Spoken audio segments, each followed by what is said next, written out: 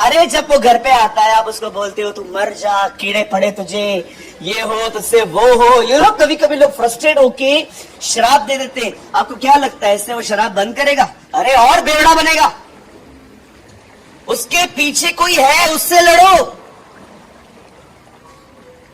मैं जब लोगों से मिलता हूं तो मैं सिर्फ शराब के प्रति काउंसलिंग नहीं करता, ऐसे कर ऐसे कर ऐसे कर। मैं जाते जाते उनके लिए दुआ करता हूं, प्रभु को कहता हूं प्रभु इसके ऊपर जो प्रभाव है ना उसे तोड़ता हूं यीशु के नाम से। अगले दिन वो लोग खुदा के कहते हैं, बोलते ब्रदर आज है ना 9 बजने के बाद कुछ नहीं हुआ। क्योंकि ये सारे भूत 9 बजे के बाद चढ़ते हैं। 9 बज जाएंगे। मुझे एक भाई आया, उससे बोला ब्रदर सुबह से लेकर रात तक अपने आप को पकड़े रहता हूँ, आज नहीं पिएगा, आज नहीं पिएगा, आज नहीं पिएगा। 9 बजे पता नहीं क्या हो जाता है, शाऊल की तरह दुष्ट आत्मा आती है मेरे ऊपर। अरे भैया 9 बजे क्या है, तेरी आदत है। और आपको पता है 9 बजे आपको कॉल करता है और किधर है किधर है किधर है करते हैं ना, हाँ तू किधर है, बैठो जल्दी आ। अच्छा लाया कि लाऊं? लाया तू चकना लेके आ।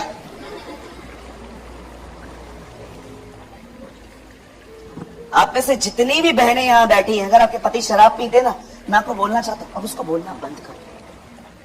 छोड़ दे छोड़ दे छोड़ दे। कितनी बहनें यहां पर, मुझे सच बताओ आपके पति ने आपको एक बार ये कहा था मैं तुझे छोड़ दूं शराब को नहीं? हाथ उठाओ। ओह नीचे करो, बाजू वाली देख रही है। अरे कितने लोग हैं मैंने देखा। एक बार मैं मीटिंग में था, मुझे एक बहन मिलने आई, बोलती है मेरा पति मानो मुझे क्या बोलता है। मैंने बोला क्या बोलता है? बोलता है तेरे को छोड़ देगा शराब को नहीं। बोला ये इज्जत है मेरी। देखा आप छोड़ दो, वो भी आप इनफ काउंसलिंग कर चुके हो, अब प्रभाव तोड़ो। मैं जब भी लोगों से मिलता हूं ना, मैं कोशिश करता हूं समझने की ये किस स्पिरिट से इन्फ्लुएंस है, ये किसके प्रभाव में चल रहे हैं, और उस प्रभाव को तोड़ने की कोशिश करता हूं। आप जानते हो बहुत सारी चीजें जो आपको लगती है नेचुरल है, वो नेचुरल नहीं है। याद रखिए डिप्रेशन एक थॉट प्रोसेस नहीं है, इट्स अ डीमन। अगर आप किसी भी ऐसे व्यक्ति को देख रहे हैं जो डिप्रेशन में लाइफ जी रहा है, काउंसलिंग से अधिक उसको दुआओं की जरूरत है। Trust me. क्या होता है डिप्रेशन की ट्रू मीनिंग है कि आपके अंदर पॉजिटिविटी खत्म हो गई है, खत्म, डिस्ट्रॉय। कुछ नहीं दिखता, आपको लगता है नो एवरीथिंग इज गॉन, सब जाता रहा, ये वो। मदद करो। आप जानते हो, आइए ब्रदर थीम वर्ड में आइए, चलिए अब सामने देखिए, प्रेजिंग स्टार्ट कर रहा हूं मैं। बाइबल बताती है कि परमेश्वर का एक नाम है जिसका नाम है सेनाओं का प्रभु, सेनाओं का यहोवा। उसके पास पुराने नियम में एक सेना थी, उसका नाम था इज़राइल। उसके पास नए नियम में एक सेना है जिसका नाम है चर्च। याद रखिए पुराने नियम में खुदावन कैसे लड़ता था? हथियार और बालों से। गोलियत को मारने के लिए पत्थर यूज किए गए, बहुत सारे लोगों को मारने के लिए तलवारें यूज की गई, बहुत कुछ हुआ। लेकिन आपने देखा नए नियम में हमारे प्रभु ने क्या कहा? अब जो तलवार चलाएंगे तलवार से मरेंगे। प्रभु ने कहा अब ये सब रख, अब एक और चीज है जिससे लड़ाई। मैं नहीं जानता आप में से कितने लोगों ने कभी ये ऑब्जर्व किया है। एक बार प्रभु ने कहा अगर जिसके पास तलवारें न हो वो उठा ले। आपने पढ़ा नए नियम में गसमनी भाग के अंदर प्रभु ने कहा, तब चेले आके कहते हैं यहां 2 हैं। प्रभु बोलता है काफी है। पर आपने देखा एक जगह पर उसने क्या कहा? हेत केफा। पतरस को उसने क्या कहा? केफा। केफा क्यों कहा ब्रदर? क्योंकि अपने ओल्ड नेचर में आ गया था, इसलिए उसने बोला हे केफा, ओ ओल्ड पीटर, क्या कर रहा है? क्यों लोगों को मार रहा है तू? ओ बाइबल के हर वर्ड के पीछे कुछ है, हर वर्ड के ऊपर। मैं तो कभी कभी बिलीव करता हूं कि जीसस अगर किसी को देख भी लेना तो भी एक मैसेज है।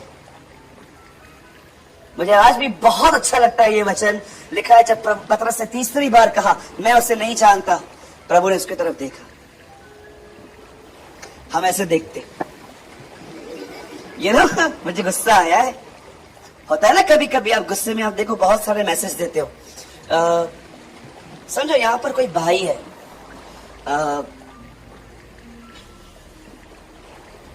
पेट नेम उसका क्या रखें?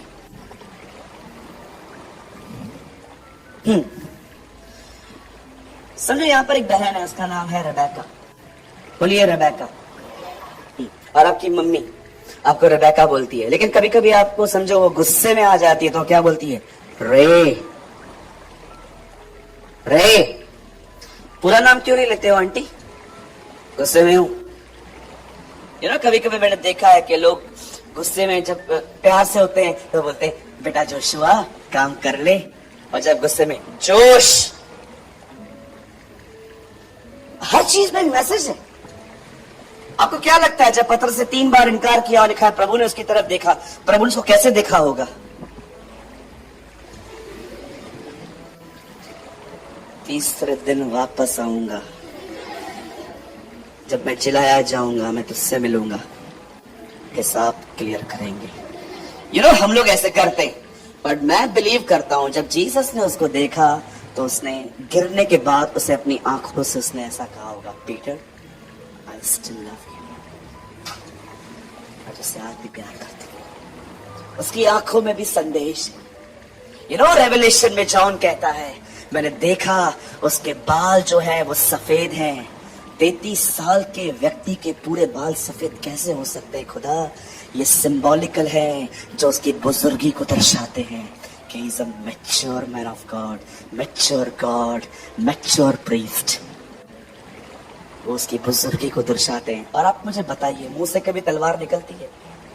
खोलो मुंह अपना, निकल रही है? और जानते हो प्रकाशित वाक्य में जॉन क्या कहता है? मैंने उसके मुंह से तलवार निकलती हुई देखी। एक समय ऐसा आता है जब खुदा कहता है तलवारें उठाओ, लेकिन एक समय ऐसा भी आता है जब वो कहता है इसे म्यान में रखो। अब आपको पता है परमेश्वर ने आपको कौन सा हथियार दिया है लड़ने के लिए? उसका वचन। आपके पास और कोई हथियार नहीं है। जैसे जीसस के मुंह से तलवार निकलती थी, वैसे ही आपके मुंह से तलवार निकलनी चाहिए। नहीं तो पता है आप कैसे बैठोगे? ऐसे बैठोगे चर्च में मरे हुए से। बाइबल बताती है खुदा ने कहा इब्राहिम से मैं तुझे वंश दूंगा और उस वंश को मैं कनान दूंगा। अगर आप नहीं जानते कनान क्या है तो मैं आपको बताना चाहता हूं, प्रेजेंट जो सिटी इस समय है इजराइल, उसका पहला नाम इजराइल नहीं कनान था।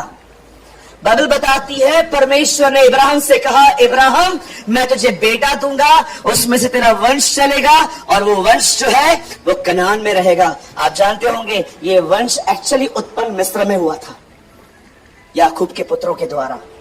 बाइबल बताती है इब्राहिम का बेटा पैदा हुआ, उसका नाम रखा गया आइजक। आइजक ने शादी की, उसके ट्विंस पैदा हुए जिसका नाम रखा गया याकूब और एसाव। याकूब का एक आखिरी पुत्र था, उसका नाम था यूसुफ, जो बेच दिया गया, लेकिन जब वो मिला, जब पहचाना गया, तब वो बहुत बड़ा व्यक्ति बन गया था और उसे पूरे खानदान को मिस्र में बुला लिया। और ये खानदान वहीं पर बड़ा हुआ जो गुलामी में था। चलो ये नहीं समझ में आया, छोड़ दो। अब सुनो, बाइबल बताती है जब ये खानदान वहां पर था तो प्रभु ने किसी को भेजा, मूसा को, और कहा जा इन लोगों को छुड़ा के लेकर आ। और जब ये लोग कनान के बॉर्डर पे पहुंचे, मुझे बताइए प्रभु ने कहा था मैं तुम्हें देश दूंगा, और मुझे एक बात बताइए ये देश हासिल कैसे हुआ? क्या वो लोग को खाली जगह मिली थी? आपको पता है बाइबल बताती है जिस जगह का प्रभु ने जिक्र किया था वो जगह पे ऑलरेडी लोग रह रहे थे। मैं आपको बोलना चाहता हूं, किसी को उठा के दिखाऊंगा आज। सोचो किसके घर पे जाके आप कहो और कहो यहां से बाहर जाओ। क्यों? प्रभु ने कहा है ये जगह हमारी है। कौन सा प्रभु है तेरा? हाँ इधर आ, कौन सा प्रभु है तेरा? लोग लड़ पड़ेंगे आपसे। बाइबल बताती है, वचन कहता है कि वो लोग वहां पर गए और जानते हो उन्हें क्या करना पड़ा? उन्हें जंग लड़नी पड़ी। उन्होंने हर एक को निकाला। बाइबल बताती है कुछ लोग समझ गए, वापस आ गए। राहाब उनमें से एक थी, वो उस ग्रुप में शामिल हो गई थी। पर मैं आपसे पूछना चाहता हूं, परमेश्वर ने प्रतिज्ञा तो की थी ना कि मैं तुम्हें देश दूंगा, लेकिन आपको पता है वो देश को पाने के लिए लड़ना पड़ा।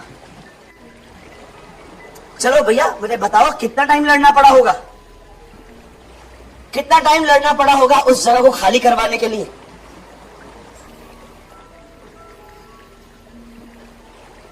How many years? 2 साल लग गए थे। 2 इयर्स लड़ाई चली थी। आपने देखा ना जब वो घुस रहे थे कैसे उनके दरवाजे बंद किए जा रहे थे, यरियो की दीवारों को तोड़ तोड़ के वो लोग आगे बढ़े थे। आप ये मत समझिए कि बाइबल में बस कुछ लिखा है तो बस कलीसिया में आने से मिल जाएगा, तुम्हें उसके लिए युद्ध करना पड़ेगा। कुछ लोगों को लगता है ओ मीटिंग सुन ली, आमीन बोल दिया, खुशी खुशी चले गए, सब ठीक है, प्रभु मेरा चरवाहा है, मुझे कोई खटी ना होगी। अरे तुम्हें यहां से जाने के बाद लड़ना पड़ेगा। बाइबल बताती है तुम आलसी न हो वरन उनका अनुसरण करो जो विश्वास और धीरज के द्वारा प्रतिज्ञाओं के वारिस होते हैं। इब्रानी का लेखक बता रहा है कोई भी प्रतिज्ञा ऐसे ही पूरी नहीं होती, उसके लिए धीरज के साथ विश्वास से उसकी बाट जोड़नी पड़ती है। ये वचन आजकल कोई एक्सप्लेन नहीं करता, इसीलिए बेचारे लोग आते हैं, सुनते हैं, खुश होते हैं, यहां से निकलते हैं, वापस सिचुएशंस उनको घेर लेती हैं। कलाम पाक कहता है विश्वास और धीरज के द्वारा प्रतिज्ञाओं का वारिस होता है व्यक्ति। ऐसे ही नहीं मिलता कुछ भी। यीशु ने कहा मैं जा रहा हूं, बाप से कहूंगा तुम्हें पवित्र आत्मा दे। घर चले गए वो लोग, सबने कहा बाय बाय, ठीक है, तेरे ऊपर पवित्र आत्मा उतरे तो कॉल कर देना, तू भी कॉल कर देना, तू भी कॉल कर देना, ठीक है, तू मुझे वीडियो कॉल करना, दिखाना मुझे तू कैसे बात कर रहा है। बाइबल बताती है वो प्रतिज्ञा पाने के बाद कमरे में गए और कई दिनों तक वो खुदा को पुकारते रहे कि अपनी प्रतिज्ञाओं को पूरा कर। बाइबल बताती है 10वें दिन पवित्र आत्मा उतरा, वे अन्य अन्य भाषाओं में बोलने लग गए और वचन कहता है 3000 लोग बचाए गए। क्या लगता है आपको? बस यहाँ पर आए, खुश होके आमीन बोल के चले गए, 2 आंसू यहाँ पर बहा लिए, थैंक यू लॉर्ड आपने मुझसे बात की? नो सर, आपको यहाँ से जाने के बाद एक लड़ाई लड़नी पड़ेगी। बाइबल में कुछ लिखा है तो ये मत समझो कि वो ऐसे ही मिलता रहेगा। कई लोग बोलते हैं बस विश्वास करो, विश्वास करो, धन्यवाद करो, रिसीव करो, रिसीव करो। किधर है, किधर है? मैं नया नया आया था, एक भाई को मैंने बोला मेरे लिए प्रार्थना करो। मैं जब प्रभु में नया नया आया था, मुझे बहुत पेट में दर्द था एक दिन, तो मैंने बोला मेरे लिए प्रार्थना करो। तो बोला क्या है? मैंने बोला पेट में दर्द है। तो प्रेयर हो गई। प्रेयर के 1 घंटे के बाद, हम लोग फेलोशिप में थे, संगति में थे, 1 घंटे के बाद उन्होंने मुझसे पूछा अब तू कैसा महसूस कर रहा है? मेरा पेट का दर्द बढ़ गया था एक्चुअली, होता है इसमें कोई बड़ी बात नहीं है, ज्यादा बढ़ गया था। तो जैसे ही मैंने बोला भैया मेरे को ज्यादा बोल नहीं है, नेगेटिव कन्फर्म मत कर, बोल नहीं है, मैंने बोला है। मुझे बताइए जब यीशु मसीह को यीशु ने देखा कि एक अंधा आया, यीशु ने उसके ऊपर आंख लगाया, बोला तुझे दिख रहा है? पेड़ चलते हुए दिख रहे, मत बोल, बोल मुझे दिख रहा है। क्या करती हो तुम लोग, झूठ बोलते हो। पॉजिटिव कन्फ्यूजन का मतलब ये नहीं होता कि फैक्ट छुपाया जाए। You know he prayed twice. एक पूरी बाइबल में यही घटना है जहां पर उसे एक व्यक्ति के लिए 2 बार दुआ की। बोलता है कम, वापस से रखा, अब दिख रहा है? हाँ दिख रहा है। फेथ कभी फैक्ट को छुपाने के लिए नहीं कहता। कई लोग कहते हो डोंट स्पीक नेगेटिव ब्रदर, बिल्कुल नकारात्मक मत बोलो। दिखाओ कहां लिखा है, लो लो आ जाओ, आने दो, इस घटना को कैमरा में आने दो, कोई प्रॉब्लम नहीं है। बताओ कहां लिखा है?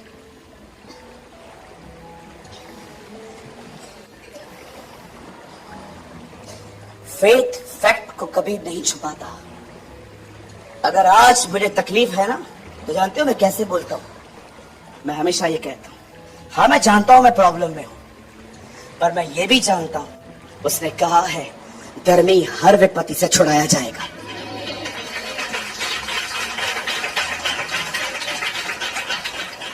कभी कभी लोग है ना तकलीफ निकालते ही नहीं है, बस कन्फेशन करते रहते हैं और तकलीफ अंदर डैमेज करते रहती है। You know the Bible says, खुदा का कलाम कहता है, पुराने नियम की किताब में परमेश्वर ने उन्हें प्रतिज्ञा की थी कि वो तुम्हें एक देश देगा। पर मुझे बताइए, वो देश प्रभु ने प्रतिज्ञा की, लेकिन वो इतना आसानी से नहीं मिला। कभी कभी आप सोचते हैं ना, हर संडे आते हैं, भैया में इंकरेज करते हैं वचन को लेके, उत्साहित होके आते हैं, लेकिन ये खत्म कब होगा आखिर? अब जानते हो यहाँ क्या लिखा है? विश्वास और धीरज के द्वारा। अगर आप बीमार हो, अपनी बीमारी के साथ रहना मत सीखो, लर्न टू फाइट।